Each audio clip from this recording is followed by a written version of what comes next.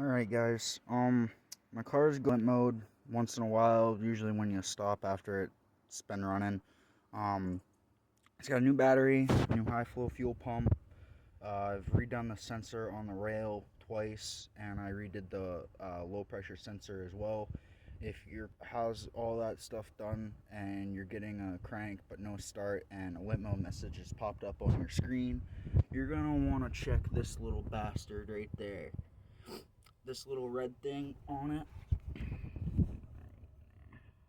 that clip, it's trash. It unplugged it so it wouldn't start, but it would crank all day long. Just a little bit of help for you guys.